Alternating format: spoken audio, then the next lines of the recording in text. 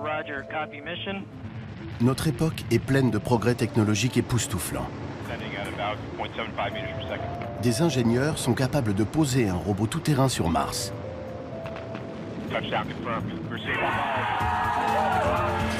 Des physiciens explorent jusqu'à la structure même de la matière. Et nous pouvons communiquer sans fil grâce à un réseau qui couvre quasiment toute la planète. Mais derrière toutes ces merveilles des temps modernes se cache quelque chose de complexe et mystérieusement puissant. On l'appelle parfois le langage de l'univers. Il s'agit sans doute de la plus grande découverte de toute la civilisation. Son nom, les mathématiques. Mais quelle en est la véritable origine? Et pourquoi s'applique-t-elle si bien à toutes les sciences? Albert Einstein lui-même s'est demandé comment il était possible que les mathématiques parviennent aussi bien à expliquer l'univers. Les mathématiques sont-elles seulement humaines?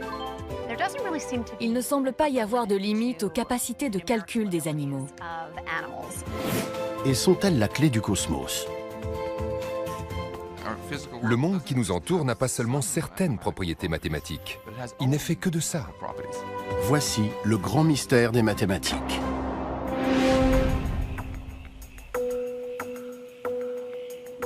De tout temps, les êtres humains ont recherché dans la nature des motifs, des schémas récurrents, des cycles.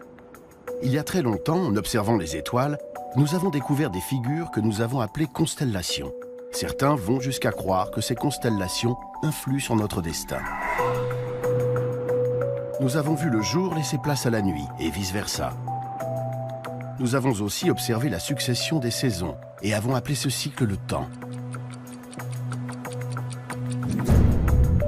Nous percevons des symétries dans le corps humain, comme dans les rayures du tigre. Nous reproduisons ces divers motifs dans nos créations, aussi bien dans les œuvres d'art que dans l'architecture de nos villes.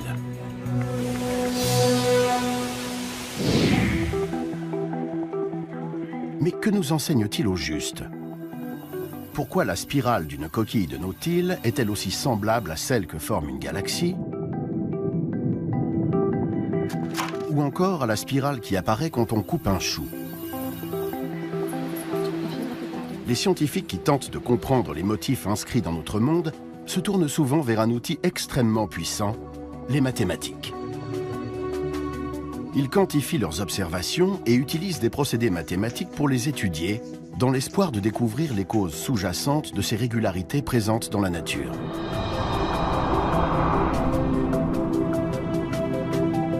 Ils ont ainsi pu révéler le secret des orbites elliptiques des planètes, tout comme celui des ondes électromagnétiques qui relient nos téléphones portables. Les mathématiques ont même guidé les chercheurs vers la découverte des particules subatomiques qui constituent la matière. Dès lors, on peut se demander pourquoi cette méthode fonctionne-t-elle? La réalité possède-t-elle une nature mathématique inhérente ou les mathématiques sont-elles seulement le produit de notre cerveau?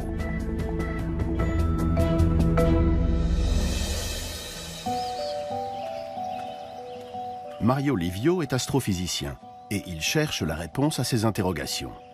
Il étudie les liens profonds et souvent mystérieux qui existent entre les mathématiques et le monde. Dans la nature, les nombres sont omniprésents. Prenez les fleurs par exemple. Il y a beaucoup de fleurs qui ont 3 pétales, comme celle-ci, ou 5 comme celle-là. Certaines en ont 34, d'autres 55. Eh bien, ces nombres se retrouvent très souvent. Ces nombres pourraient paraître aléatoires, mais ils appartiennent tous à ce qu'on appelle la suite de Fibonacci, une suite de nombres entiers qui a été introduite par un mathématicien du XIIIe siècle.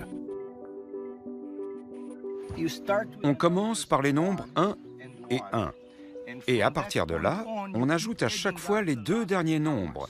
Donc 1 plus 1 égale 2, 1 plus 2 égale 3, 2 plus 3 égale 5, 3 plus 5 égale 8, et ainsi de suite. 8 siècles plus tard, cette suite a priori arbitraire fascine de nombreux chercheurs, qui voient une explication à des manifestations aussi diverses que la beauté humaine ou les fluctuations de la bourse. Et si rien n'a été prouvé, il faut reconnaître que l'évolution affiche une étrange préférence pour ces nombres.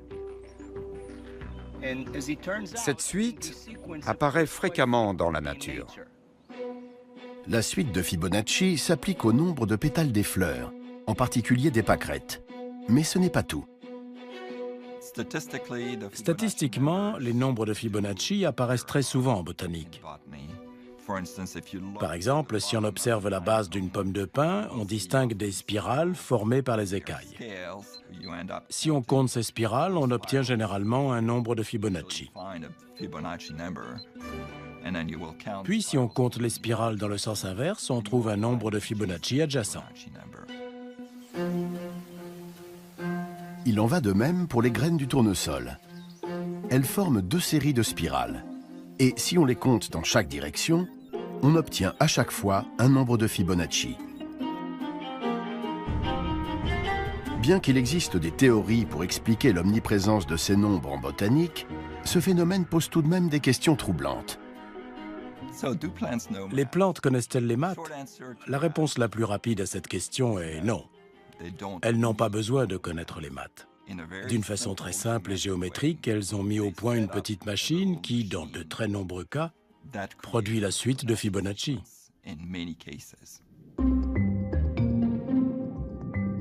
Les liens énigmatiques entre le monde physique et les mathématiques ont des racines très profondes. Quiconque a fait un peu de géométrie connaît le nombre pi. Il exprime le rapport de la circonférence d'un cercle à son diamètre.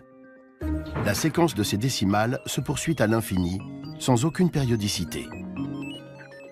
En 2013, elle a été calculée jusqu'à 12 100 milliards de décimales. Et pourtant, le nombre pi est loin de se limiter à ça. Pi apparaît dans une myriade d'autres phénomènes qui n'ont, du moins à première vue, rien à voir avec les cercles. On le retrouve notamment dans la théorie des probabilités. Prenons une aiguille dont la longueur est égale à la distance qui sépare les lignes sur cette feuille de papier. Admettons que je laisse tomber cette aiguille sur la feuille. Parfois, en tombant, l'aiguille chevauche une ligne. Et parfois, elle tombe entre les lignes. Or, il s'avère que la probabilité de voir tomber l'aiguille à cheval sur une ligne est d'exactement 2 sur pi, soit environ 64%. Ça signifie qu'en principe, je pourrais laisser tomber cette aiguille des millions de fois, compter les fois où elle chevauche une ligne et les fois où ce n'est pas le cas. Et je finirai par être en mesure de calculer le nombre pi, alors qu'il n'y a pas ici le moindre cercle, pas le moindre diamètre, ni rien de tout cela. C'est incroyable.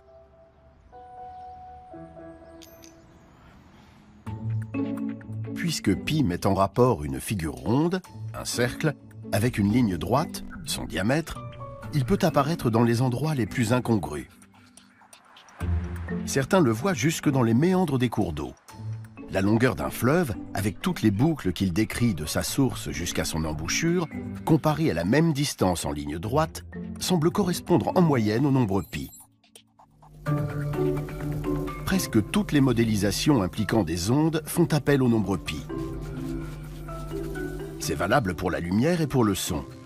Pi détermine quelles couleurs doivent apparaître dans un arc-en-ciel et quel son doit produire le do central sur un piano. Pi se retrouve dans les pommes, à travers la forme sphérique que produit la croissance des cellules, mais aussi dans l'éclat d'une supernova. Un auteur a trouvé une image éloquente. C'est comme apercevoir Pi sur une multitude de sommets qui émergent d'une vallée embrumée. Nous savons qu'il existe une façon de tous les relier, mais elle ne saute pas forcément aux yeux.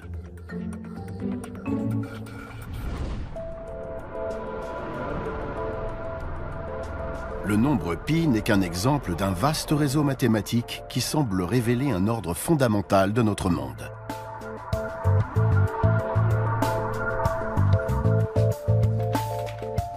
Max Tegmark, physicien au MIT, pense savoir pourquoi. Il voit des similarités entre notre monde et celui d'un jeu vidéo.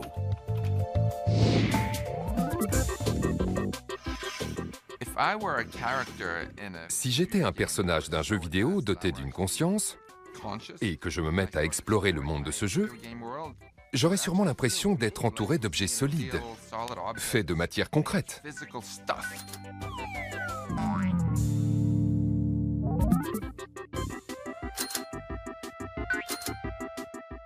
Mais si je me mettais à étudier, en physicien curieux que je suis, les propriétés de ce monde, les équations qui font se mouvoir les choses ou qui confèrent à la matière ses propriétés, je finirais par découvrir que toutes ces propriétés sont en fait mathématiques. Ce sont les propriétés mathématiques que le programmeur a inscrites dans le logiciel. Dans un jeu vidéo, les lois de la physique, par exemple la façon dont un objet flotte, rebondit ou tombe, ne sont que des règles mathématiques créées par un programmeur. En fin de compte, l'univers d'un jeu vidéo se résume à des nombres et à des équations. C'est exactement ce que je perçois dans cette réalité en tant que physicien. Plus j'étudie les choses qui semblent a priori non mathématiques, comme mon bras ou ma main, plus elles se révèlent mathématiques. Se pourrait-il que notre monde soit tout aussi mathématique que la réalité d'un jeu vidéo? Pour Max Tegmark, le monde informatique d'un jeu n'est pas si éloigné du monde physique dans lequel nous vivons. Il estime que si les mathématiques fonctionnent aussi bien pour décrire la réalité, c'est parce qu'au fond, la réalité n'est que mathématique. Beaucoup de mes collègues physiciens disent que les mathématiques décrivent grosso modo notre réalité physique. Personnellement, je vais plus loin en affirmant que les mathématiques constituent notre réalité physique. Mon argument est le suivant. Le monde qui nous entoure n'a pas seulement certaines propriétés mathématiques. Il n'est fait que de ça. Selon le physicien, notre réalité physique est un peu comme une photo numérique. La photographie ressemble à l'étang, mais au fur et à mesure qu'on zoome dessus, on s'aperçoit qu'elle est en fait constituée d'un damier de pixels, chacun représenté par 3 nombres qui indiquent la quantité de rouge, de vert et de bleu.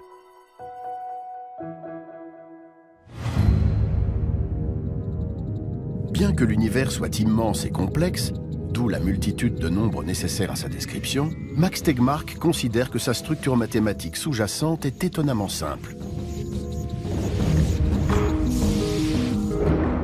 Elle ne serait constituée que de 32 nombres, de certaines constantes, comme la masse des particules élémentaires, et de quelques équations mathématiques utiles, les lois fondamentales de la physique. Le tout tient sur un seul pan de mur, mais il reste encore quelques points d'interrogation. Même si on ne sait pas exactement ce qui va se retrouver dans ce cadre, je suis intimement convaincu que ce seront des équations mathématiques et que tout est fondamentalement mathématique. Cette idée selon laquelle les mathématiques ne décrivent pas seulement la réalité, mais en constituent l'essence même, rappelle le film Matrix. Aussi révolutionnaire qu'elle puisse sembler, elle est profondément enracinée dans l'histoire. Elle remonte à l'Antiquité grecque, à l'époque du philosophe et penseur mystique Pythagore. Ce dernier s'intéressait notamment aux affinités entre les mathématiques et la musique. Aujourd'hui, cette même relation fait vibrer toute l'œuvre d'Esperanza Spalding, une musicienne de jazz reconnue qui a étudié la théorie de la musique et y voit un rapport évident avec les mathématiques. J'adore les maths. Et ce qui me plaît dans les maths, je le retrouve aussi dans la musique. Au début, on ne fait qu'apprendre de petites équations, mais on a déjà un rapport viscéral avec le produit de ces équations, à savoir le son, la musique, l'harmonie et toutes ces belles choses. Je suis bien meilleure en musique qu'en maths, mais j'ai une passion pour les maths. Les deux demandent autant de boulot. Pour les deux, il faut se remuer les méninges. Il faut se remuer les méninges. Les Grecs anciens avaient identifié 3 types de relations entre les notes comme très agréables à l'oreille. On les dénomme aujourd'hui l'octave, la quinte et la quarte. L'octave, c'est facile à mémoriser. Ce sont les 2 premières notes de Over the Rainbow. C'est une octave.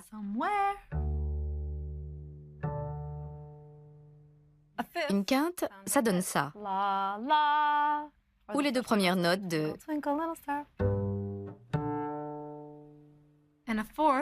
Et une quarte, ça fait... comme les deux premières notes de la marche nuptiale de Wagner.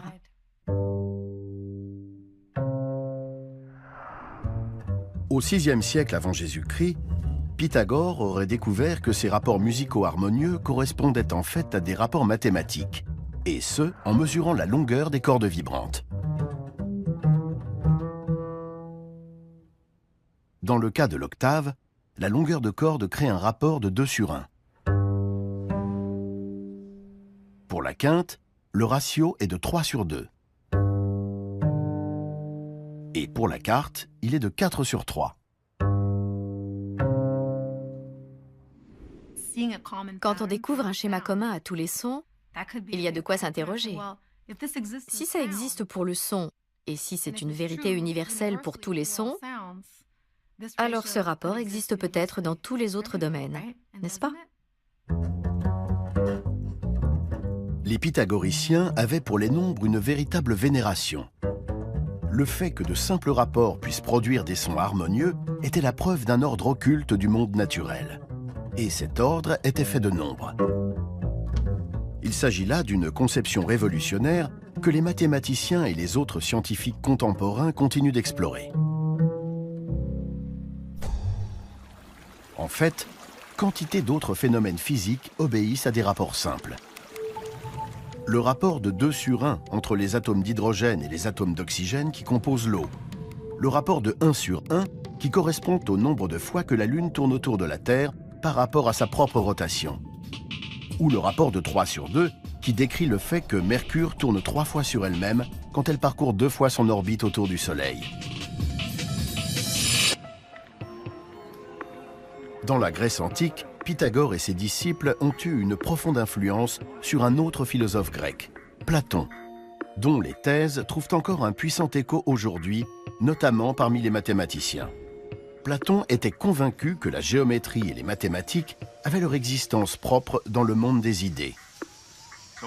Quand on dessine un cercle sur une feuille de papier, il ne s'agit pas du vrai cercle. Le vrai cercle se trouve dans le monde des idées.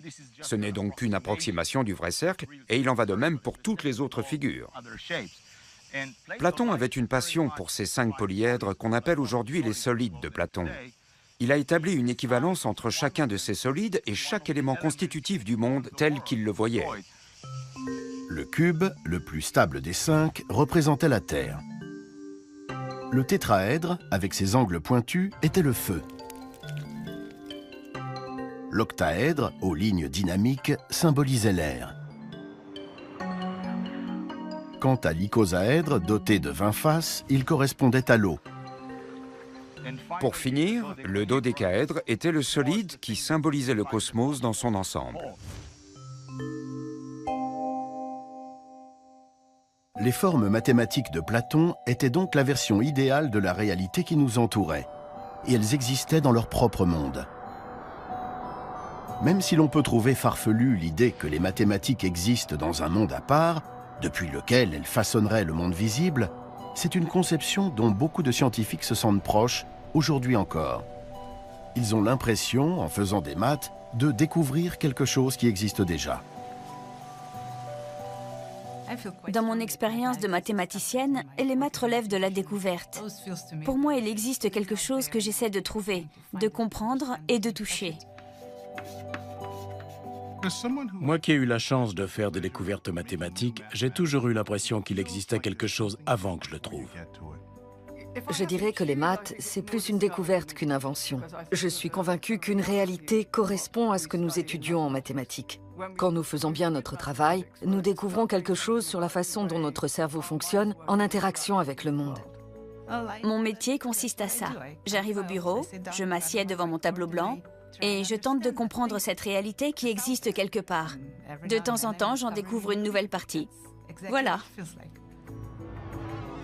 Pour beaucoup de mathématiciens, les mathématiques sont perçues comme une série de découvertes plutôt que d'inventions.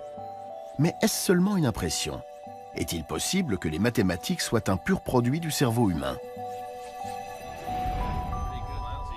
Voici Sham, un véritable génie des maths. 800 on the SAT math. That's pretty good. And you took it when you were how old? 11. 11. Wow, that's like a perfect score. D'où vient le talent de Sham pour les maths? Il est en fait possible de localiser son origine et tout se trouve dans sa tête. Grâce à l'IRM, les scientifiques peuvent visualiser le cerveau de Sham pendant qu'il répond à des questions mathématiques. Ils voient ainsi quelles zones sont plus irriguées, signe qu'elles sont particulièrement sollicitées. All right, Sham, we'll start right now, okay, buddy? Sur les images du cerveau de Sham, les lobes pariétaux affichent un rouge très vif. Il se sert des zones pariétales pour déterminer ses relations mathématiques. C'est très souvent le cas chez les sujets doués pour les maths. Lors d'expériences similaires à celle à laquelle s'est prêté Sham, on a constaté chez des élèves bons en maths une activation neuronale 5 à 6 fois plus forte dans ces zones du cerveau que chez la moyenne des élèves. Mais est-ce le résultat de l'enseignement associé à un entraînement intense? Ou bien les fondements des mathématiques sont-ils inscrits dans notre cerveau dès le départ? Des scientifiques cherchent à répondre à ces questions ici, au Centre d'études des Lémuriens de l'Université Duke, un sanctuaire d'une trentaine d'hectares situé en Caroline du Nord. C'est le plus grand refuge au monde pour les lémuriens rares et menacés. Comme tous les primates, les lémuriens sont des cousins des humains par le biais d'un ancêtre commun qui a vécu il y a pas moins de 65 millions d'années. Les chercheurs pensent que les lémuriens partagent de nombreuses caractéristiques avec ce primate primitif, ce qui fait d'eux une petite fenêtre ouverte sur nos origines.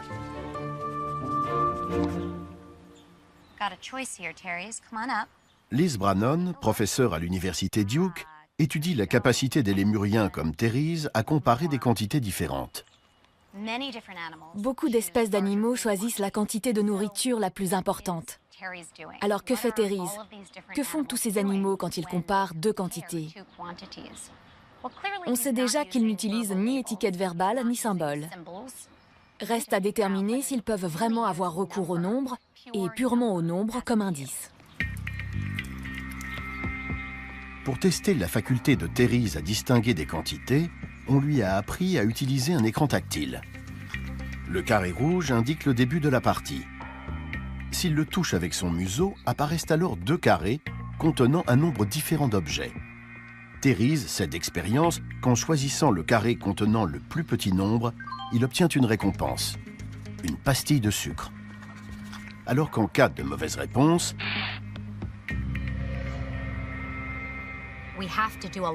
nous devons veiller à ce qu'il soit attentif au nombre et à rien d'autre. Afin de s'assurer que l'animal réagit bien au nombre d'objets et à aucun autre paramètre, la chercheuse fait varier la taille, la couleur et la forme des objets présentés. Après avoir répété l'expérience des milliers de fois, elle a démontré que les lémuriens et les macaques rhésus pouvaient apprendre à choisir la bonne réponse. Ce qui est sûr, c'est que Therese ne dispose ni du langage, ni de symboles pour les nombres. Alors est-ce qu'il compte? Est-ce qu'il fait comme les enfants quand ils récitent les nombres 1, 2, 3? Non. Pourtant, il semble bel et bien se montrer attentif au concept tout à fait abstrait que représente un nombre. Les lémuriens et les macaques rhésus ne sont pas les seuls animaux dotés de cette perception primitive des nombres. Les rats, les pigeons, les poissons, les ratons laveurs, les insectes, les chevaux et les éléphants montrent tous une réceptivité à la quantité. C'est aussi le cas des nourrissons chez l'être humain. Dans son laboratoire, Liz Brannon a étudié le comportement de bébés âgés de seulement 6 mois.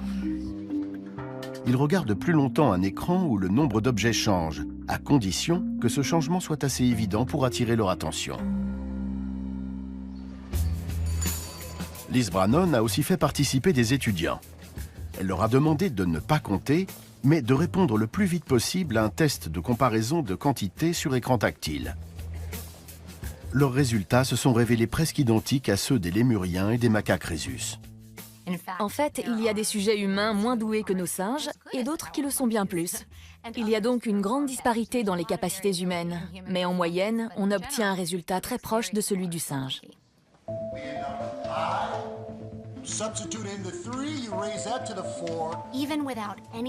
Même sans avoir reçu d'enseignement mathématique, même sans avoir appris de mots ou de symboles correspondant aux nombres, nous aurions toujours une perception primitive des nombres. Cette capacité innée à distinguer les nombres semble être fondamentale, et sans elle, nous serions très probablement incapables de concevoir l'idée même de mathématiques symboliques. Les éléments constitutifs des mathématiques sont donc peut-être préprogrammés dans notre cerveau et font partie de l'éventail d'outils nécessaires à notre survie, comme notre capacité à reconnaître des motifs ou encore notre perception du temps. Et c'est à partir de ces fondations que nous avons su bâtir l'une des plus grandes inventions de la culture humaine, les mathématiques.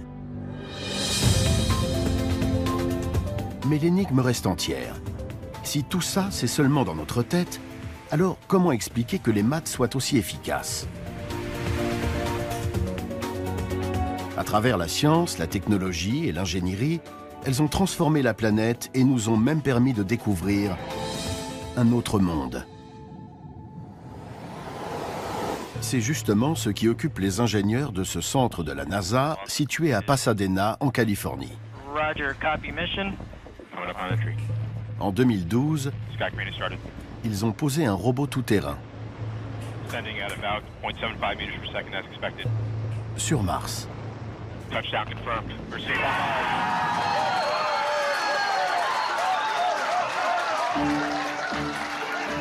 Adam Stelzner a dirigé l'équipe d'ingénieurs qui a conçu le système d'atterrissage. Leur travail reposait sur une découverte révolutionnaire qui remonte à la Renaissance. Celle qui a fait des mathématiques le langage de la science. La loi de la chute des corps. Le philosophe grec Aristote enseignait que les objets lourds tombaient plus vite que les objets plus légers. C'est une idée qui, du moins en surface, semble logique, y compris sur cette surface qui est une reconstitution du sol de Mars et où sont réalisés les essais grandeur nature des véhicules robotisés. Le raisonnement d'Aristote était le suivant. La vitesse de chute des objets est proportionnelle à leur poids. Ça paraît sensé.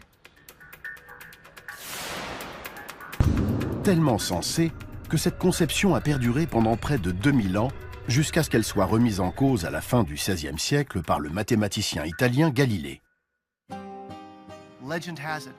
Galilée aurait lâché 2 boulets de canon de poids différents depuis la tour de Pise.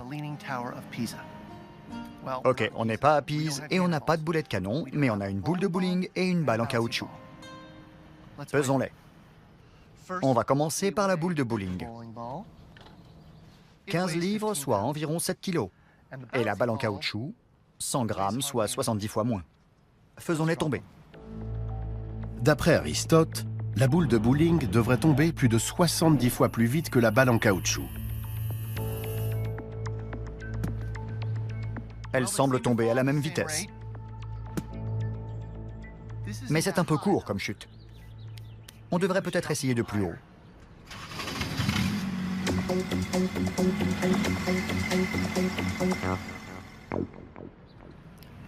Ed se trouve à plus de 6 mètres au-dessus de nous. Voyons si les boules tombent toujours à la même vitesse. Prêt? 3, 2, 1, lâche-les!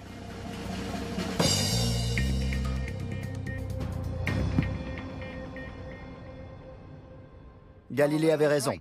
Aristote, désolé mon gars. L'expérience de la plume et du marteau est trompeuse à cause de la résistance de l'air.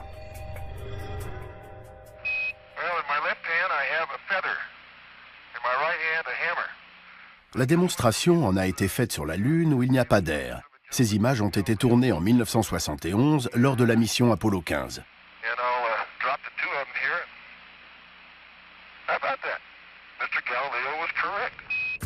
Petite balle, ballon de foot. Contre toute attente, pastèque. Si l'on retire l'air de l'équation, tout tombe à la même vitesse. Y compris Aristote.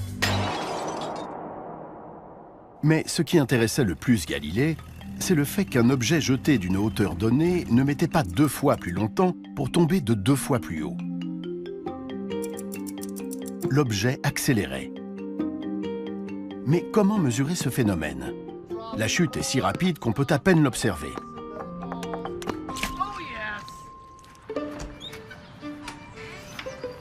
Galilée a imaginé une solution ingénieuse. Il a construit une rampe. Un plan incliné dont le but était de ralentir le mouvement de chute afin qu'on puisse le mesurer.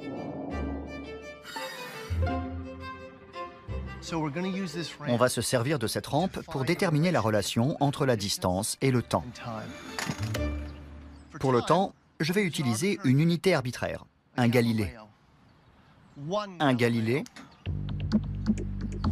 La longueur de rampe parcourue en un Galilée devient une unité de distance.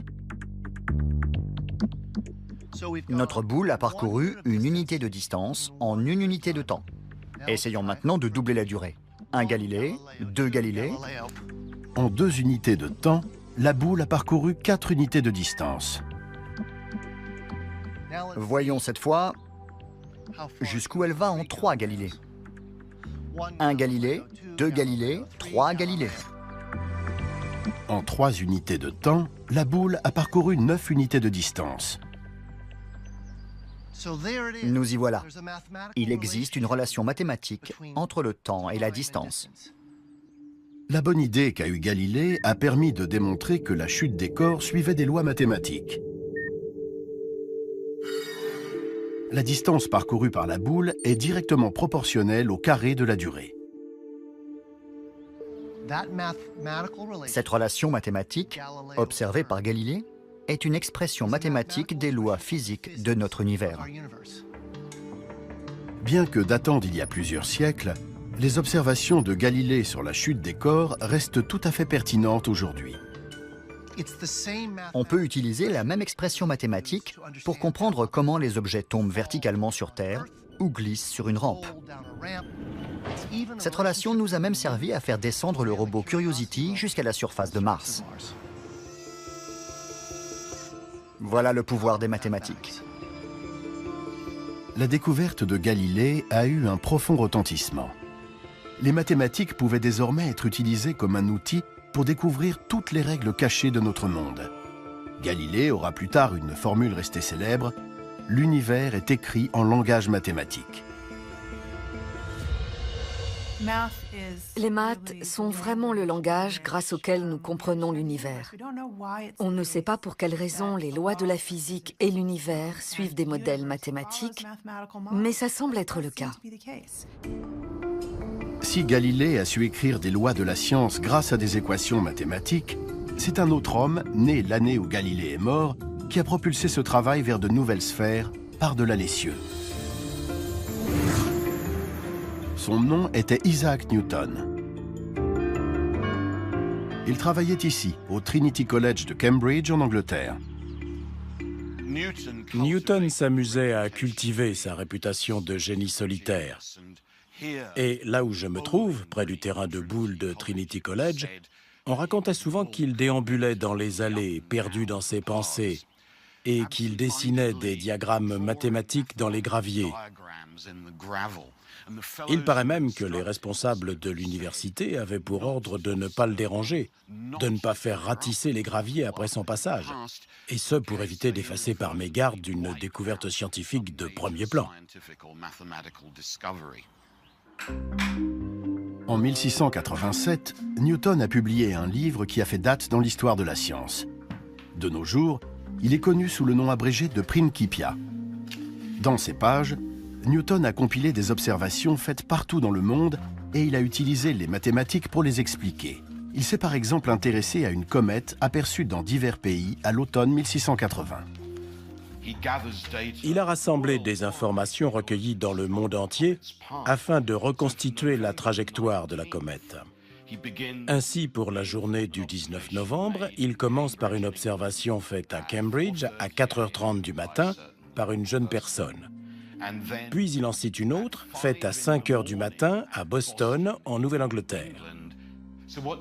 La méthode de Newton a consisté à accumuler des nombres fournis par des observateurs situés sur toute la planète dans le but de calculer avec une précision jamais atteinte auparavant la trajectoire d'une grande comète. La découverte la plus révolutionnaire de Newton était que la force qui propulsait la comète autour du Soleil était la même que celle qui faisait retomber les boulets de canon par terre. Il s'agissait en fait de la force qui sous-tendait la loi de la chute des corps énoncée par Galilée. Cette même force qui maintenait les planètes sur leur orbite. Newton a nommé cette force la gravité et l'a décrite avec précision par une équation étonnamment simple qui explique comment deux masses s'attirent réciproquement, que ce soit ici sur Terre ou partout ailleurs dans l'immensité de l'univers. Le plus impressionnant, le plus spectaculaire, c'est qu'une seule et unique loi mathématique donne la clé du mouvement dans l'univers tout entier. Aujourd'hui, on peut même voir cette force à l'œuvre au-delà de la Voie lactée. This is a picture of two galaxies that are actually being drawn together in a merger. This is how galaxies build themselves. Yeah. Right. Mario Livio fait partie de l'équipe qui analyse les images du télescope spatial Hubble. Depuis 25 ans, les scientifiques ont recours à Hubble pour observer l'espace bien au-delà de notre système solaire et même au-delà des étoiles de notre galaxie. Ce télescope a permis de voir les lointains nuages de gaz qui forment les nébuleuses, ainsi qu'un grand nombre de galaxies en rotation dans l'univers à des milliards d'années-lumière de notre planète. Et ce que montrent ces images, c'est qu'à travers tout l'univers observable, aussi loin que le télescope puisse voir, la loi de la gravité s'applique toujours. Newton a écrit les lois de la gravité uniquement à partir de phénomènes qu'il avait pu constater sur Terre ou entre les planètes du système solaire. Or, ces mêmes lois s'appliquent à toutes ces galaxies lointaines et vont jusqu'à les façonner. Toutes leurs caractéristiques, que ce soit leur formation ou leur mouvement, sont régies par ces mêmes lois mathématiques. Quelques-uns des plus grands génies de l'humanité se sont étonnés de l'omniprésence des mathématiques dans l'univers. Einstein lui-même s'est demandé comment il était possible que les mathématiques, qu'il voyait comme le fruit de la pensée humaine, parviennent aussi bien à expliquer l'univers observable. Quant au prix Nobel de physique, Eugene Wigner, il a eu cette formule, la déraisonnable efficacité des mathématiques. Pour lui, le fait que les mathématiques puissent décrire si précisément l'univers, en particulier par les lois de la physique, est un cadeau que nous ne comprenons pas et que nous ne méritons pas. En physique, les exemples de cette déraisonnable efficacité ne manquent pas. Il y a près de 200 ans, lorsque la planète Uranus semblait dévier de son orbite prévue, les scientifiques ont fait confiance à leurs calculs mathématiques qui leur indiquaient qu'elle devait être attirée par une autre planète invisible. C'est ainsi qu'ils ont découvert Neptune. Les mathématiques avaient prédit l'existence d'une planète jusqu'alors inconnue. Si on formule une question correctement, les mathématiques donnent forcément la réponse. Imaginez que vous avez un assistant aux capacités bien supérieures aux vôtres. Vous pouvez lui demander n'importe quoi, du moment que vous lui parlez correctement, il le fera. Et il vous conduira jusqu'à la vérité, jusqu'à la réponse finale.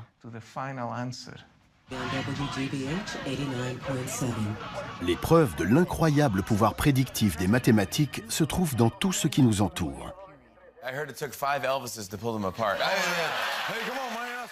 La télévision, la radio, les téléphones portables, les satellites, les babyphones, le Wi-Fi, les télécommandes de portes de garage, les GPS, et oui, peut-être même la télécommande de votre télé. Tous ces appareils utilisent des ondes d'énergie invisibles pour communiquer. Et personne ne savait qu'elles existaient avant les travaux de James Maxwell, un physicien et mathématicien écossais. Dans les années 1860, il a publié une série d'équations qui montraient que l'électricité et le magnétisme étaient liés, mais aussi que l'un pouvait générer l'autre et vice-versa. Ces équations contenaient aussi une prédiction étonnante. Ensemble, l'électricité et le magnétisme pourraient produire des ondes d'énergie se déplaçant dans l'espace à la vitesse de la lumière. Maxwell venait de prédire l'existence des ondes électromagnétiques. La théorie de Maxwell nous a annoncé les ondes radio, les rayons X, autant de choses dont on n'avait pas connaissance à l'époque. Elle avait donc une portée extraordinaire. De nombreux chercheurs ont alors voulu trouver ces fameuses ondes. Une tentative sur laquelle sans doute peu auraient misé a eu lieu ici, dans le nord de l'Italie, dans le grenier de cette propriété familiale. Le jeune Guglielmo Marconi n'a alors que 20 ans. Il commence par générer une série d'étincelles. La décharge électrique crée un champ magnétique temporaire qui, à son tour, génère un champ électrique temporaire, qui crée un autre champ magnétique. L'énergie se déplace entre les deux champs, propageant une onde électromagnétique.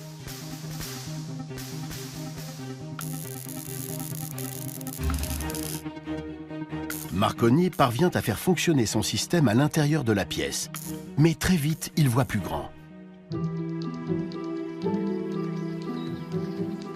En l'espace de quelques semaines, il érige une grande antenne à côté de la propriété. Elle doit amplifier les ondes en provenance de son générateur d'étincelles. Il demande ensuite à son frère et à un assistant d'aller installer un récepteur à l'autre bout de la propriété, sur l'autre versant de la colline. Les deux hommes partent avec un fusil qu'ils sont censés utiliser s'ils parviennent à recevoir le signal.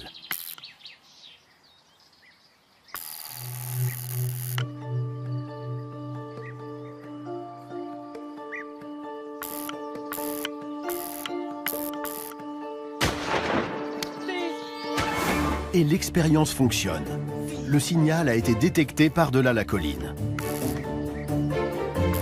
Cette transmission réalisée sur une distance de plus de 2 km est un record. Moins de 10 ans plus tard, Marconi enverra des signaux radio d'un côté à l'autre de l'Atlantique. D'ailleurs, lors du naufrage du Titanic en 1912, c'est à lui qu'on devra d'avoir sauvé de nombreuses vies. C'est en effet son matériel embarqué qui a permis au signal de détresse d'être transmis. Grâce aux prédictions des équations de Maxwell, Marconi est parvenu à exploiter une part cachée de notre monde, ouvrant ainsi la voie à l'ère des communications sans fil.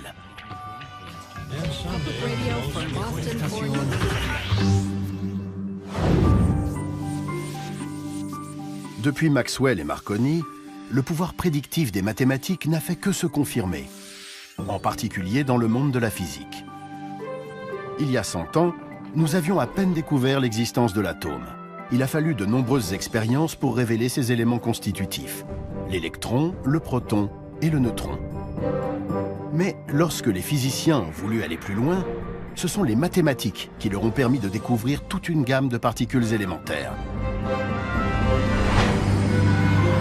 Ces découvertes se poursuivent aujourd'hui ici, au CERN, l'Organisation européenne pour la recherche nucléaire, dont le laboratoire est implanté près de Genève. Le CERN est surtout connu pour le LHC, un accélérateur de particules qui prend la forme d'un anneau de 27 km de circonférence, intégralement enterré.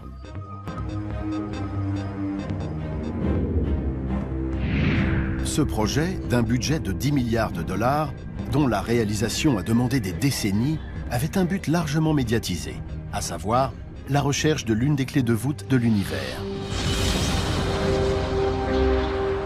Une particule subatomique dont l'existence avait été prédite mathématiquement près de 50 ans plus tôt par Robert Brout et François Englert en Belgique et Peter Higgs en Écosse.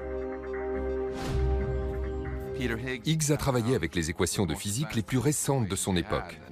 Et au terme de calculs interminables, il a prédit que si on construisait une machine très sophistiquée pour faire entrer en collision des particules à une vitesse proche de celle de la lumière, on découvrirait une nouvelle particule, à condition que ces calculs soient exacts. La découverte du boson de Higgs serait la preuve de l'existence du champ de Higgs, une sorte de mélasse cosmique qui donne une masse à toute la matière. Au quotidien, cette masse correspond pour nous au poids des choses. Sans masse, toutes les particules se déplaceraient à la vitesse de la lumière et ne s'associeraient jamais pour former des atomes. Le champ de Higgs est d'ailleurs un concept tellement fondamental pour la physique que le boson de Higgs a été surnommé la particule de Dieu.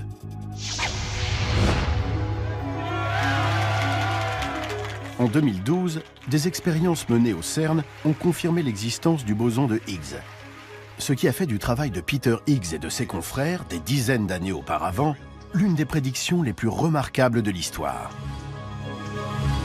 On a construit la machine et ça a marché. Higgs a été invité à Stockholm.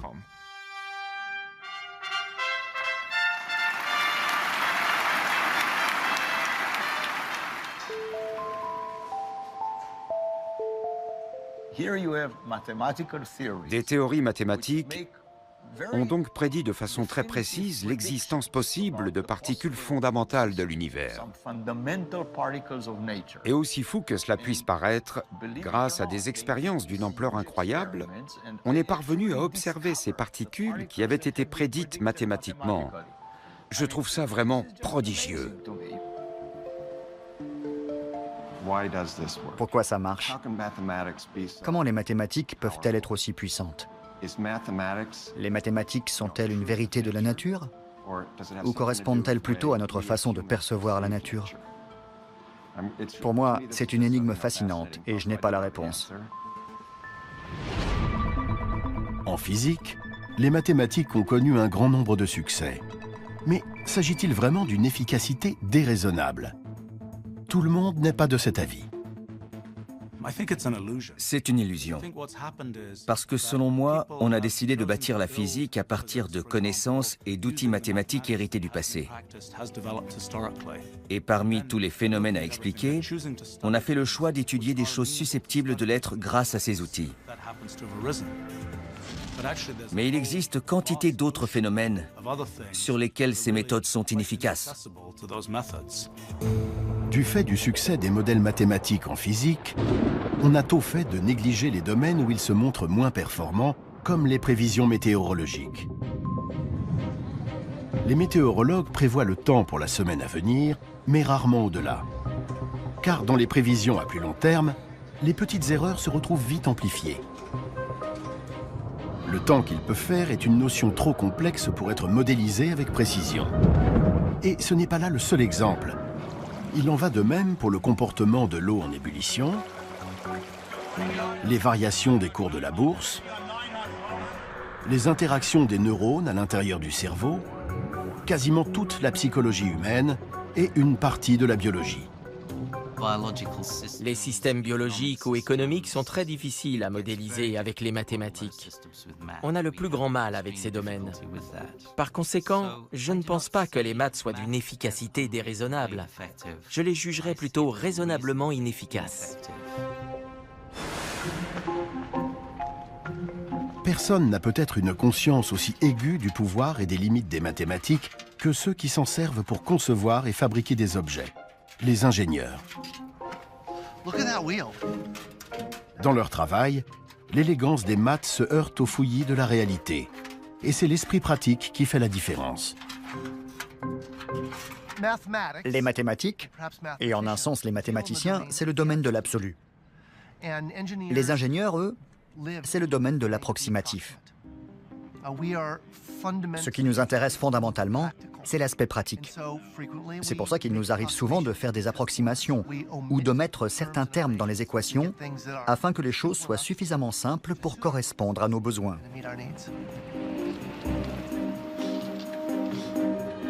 Bon nombre de nos chefs-d'œuvre d'ingénierie ont été construits en utilisant des raccourcis mathématiques, des équations simplifiées qui donnent un résultat approximatif. On a renoncé à la précision au profit de l'aspect pratique.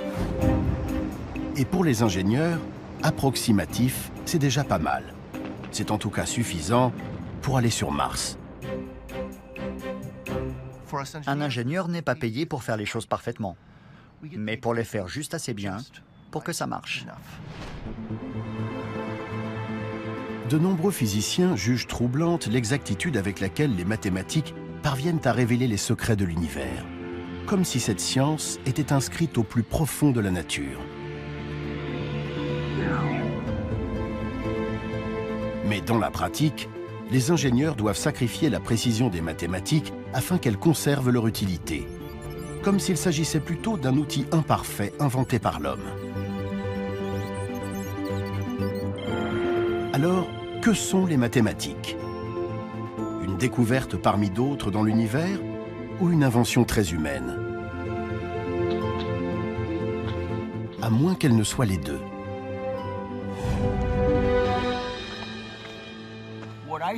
Mon avis sur les mathématiques, c'est qu'il s'agit d'un assemblage complexe d'inventions et de découvertes. Pour l'illustrer, on peut prendre l'exemple des nombres entiers naturels, 1, 2, 3, 4, 5, etc. Je crois qu'ils sont nés de l'observation de la nature. L'homme a remarqué qu'il avait 2 yeux, 2 seins, 2 mains, et ainsi de suite. Et avec le temps, il a extrait de toutes ces observations le nombre 2. D'après Mario Livio, le nombre 2 est un concept inventé, tout comme les autres entiers naturels. Mais par la suite, les gens se sont aperçus que ces nombres avaient toutes sortes de relations complexes. Il s'agissait alors de découvertes. On a inventé un concept, mais ensuite, on a découvert les relations entre ces différents concepts. Serait-ce donc ça la réponse? Que les maths ont été à la fois inventées et découvertes? C'est les deux à la fois.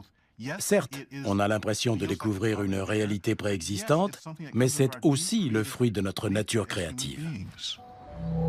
Nous avons beau avoir des pistes pour répondre à cette question, il est impossible de trancher. Au bout du compte, nous restons bel et bien confrontés au grand mystère des mathématiques.